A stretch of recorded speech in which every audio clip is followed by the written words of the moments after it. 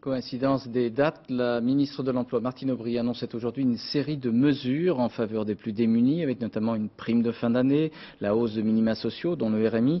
Et selon la ministre, ces mesures coûteraient 2,7 milliards de francs à l'État. De plus, le gouvernement décidait d'abandonner les dettes fiscales pour les personnes en situation d'urgence. Explication Laurent Bailly. La hausse des minima sociaux pour le 1er janvier atteindra 2%. C'est moins que les 3% de l'an dernier, mais c'est un coup de pouce par rapport à l'obligation légale de 0,8%. 1 600 000 foyers vont en bénéficier et par exemple, pour une personne seule au RMI, cela signifie 50 francs de plus chaque mois. Autre annonce, comme en écho aux revendications des chômeurs, celle d'une prime de fin d'année.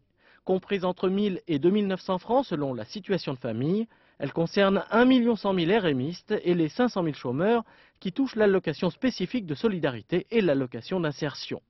À leurs yeux, cette prime est insuffisante. Martine Aubry, elle, parle de mesures complémentaires.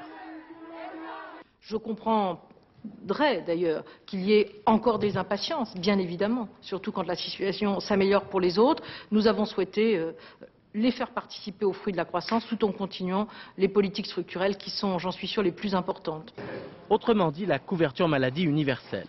Mais pour les chômeurs, il faut d'abord régler les situations d'urgence et l'enveloppe annoncée aujourd'hui n'est pas jugée convaincante. Ça ne suffit pas. Alors d'abord, ce qui est le plus important, c'est qu'elle a dit « je vais payer une prime ».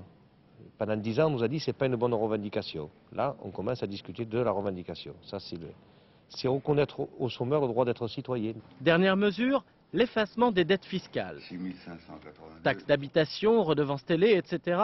Jusqu'ici, seuls les foyers surendettés bénéficiaient de cette mensuétude du fisc.